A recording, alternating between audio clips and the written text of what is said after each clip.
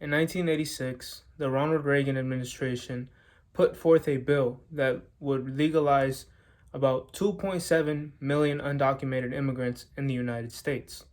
It was part of what many called the great economic comeback of Ronald Reagan's presidency. Today, we face a similar crisis, but the crisis is almost as 5 times larger: the crisis of illegal immigration into the United States. Some politicians poke fun at the 1986 bill, and they say that it set up the factors for today on why illegal immigration is such a big problem. One of those problems being that there was not sufficient funds from Congress to put up a wall to stop and prevent illegal immigration into this country. Today, many people argue that illegal immigration is one of the biggest economic burdens on the people of the United States and its taxpayers. Well, that may not be entirely true because a study found that a significant percentage of people living here undocumented pay with what is called the individual tax number, or an IT number as many would call it. From reports, they say that these IT numbers receive about $23 billion each year in tax revenue from unknown people who are willing to pay their taxes each year without any benefits, without Social Security, without food stamps, without any economic aid, especially in times like this during the pandemic where not a single illegal immigrant who paid their taxes with an IT number received economic aid.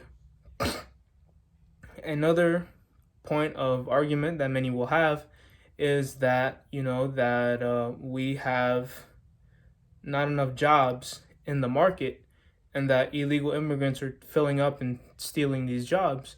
Well, that may not be entirely true as well, because as we know, many of the jobs that illegal immigrants take up is in the construction industry and in the agricultural sector. Excuse me. I can attest to this because my grandfather worked as a grape farmer in California before 1986. He was one of the 3 million people that was legalized in that piece of legislation. Many people will say that they'll bring crime, and part of it is true. Many tactics of Central American cartels and gangs are to recruit young people, send them into the United States to receive legalization under the Obama administration, what was called the DACA, the Deferred Action for Childhood Arrivals, which my cousins also happen to be a part of that program. There are two sides to this coin. There are those who were recruited by MS-13 gang members and are here, and they've been captured and they've been deported back to their country of origin to keep them out of the United States and keep our people safe. But the bigger question is, what happens to the people that are here? What do we do with them? A couple of weeks ago, the Supreme Court ruled that the Trump administration could not reverse Obama's executive order, and it would have to take in more applicants. Many will say that Obama's executive order was illegal or in some ways unconstitutional. But I think the legal matter of it shouldn't matter at this point.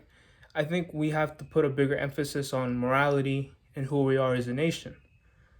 Especially, of course, this country was founded by immigrants, and a large part of that movement was the tyranny of a government that they had to escape, that they escaped and they started a new home.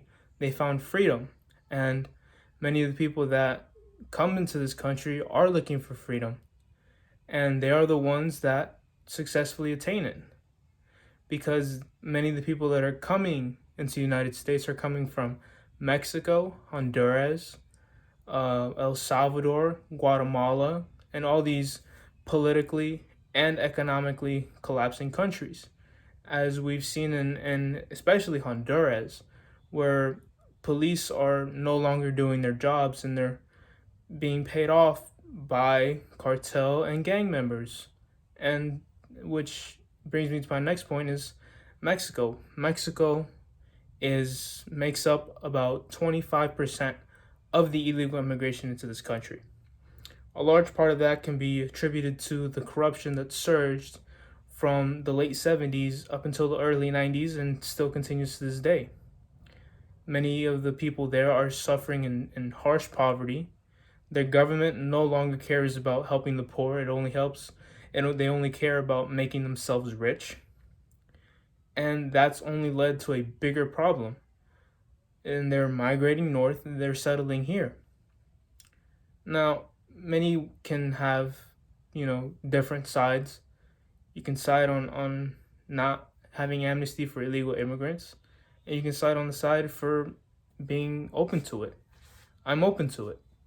I I know that the burdens of legality on proposing such bill will be heavily contested and heavily criticized. As we've seen in 2012, John McCain and Marco Rubio were heavily bashed by people in their own party for supporting such a bill. But I support amnesty for people who want to make their lives better and are willing to do so at any cost. Many of these people travel hundreds of miles to get to freedom, to step foot on this great land. My grandfather was one of the many people legalized in that bill. He worked an honest life. He loves this country, and he'd love to welcome more people into it. Because he said that many of the people that he saw in the fields picking strawberries, harvesting corn, were people who were family of people who were legalized in the act or people who were actually legalized by the act. As with DACA, many of them don't go on to college because they will pay out-of-state tuition. So many of them reserve to starting businesses, which of course helps the economy. And they create every year they're creating more than 1 million jobs each year, which is a big part of what Trump likes to include in what he's calling the greatest economic success in US history. And it's true. But us, people who are immigrants, people who contribute a lot to this country, should have a piece of that success. And that success is freedom and legal status here in the United States. And not to say that people who step onto this land are entitled to legalization or US citizenship, but we have to realize where these people are coming from. We have to accept that we must help the world in order to make it a better place. Of course, many conservatives want to argue that America made this world a better place. So we can talk about how it established democracy in South Korea, how South Korea is an independent nation and it has a great democracy. We can talk about how we've won various wars fighting for freedom for other countries, but we're not willing to fight for freedom here on the homeland for people who want a piece of success, people who want to have a better life. Ronald Reagan is one of the greatest people that I have ever heard. His speeches are amazing, and a lot of the leadership that Reagan has can be demonstrated in his speeches. And in his last address to the nation at a White House correspondent dinner, he said that if we ever close the doors to new Americans, our leadership in the world would soon be lost. And we're seeing that today. People are envying the United States. They're hating on us because, quite frankly, our leadership is honestly being lost in the world.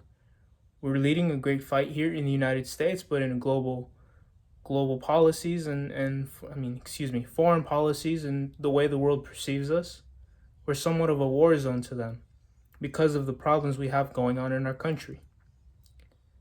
And a lot of those problems could be solved if we just opened up a little bit, opened our hearts. I understand that after 9/11, that our trust in foreigners was lost. We couldn't trust that much. But I think it's time as a nation that we open our hearts up to the world again and we see the good in people.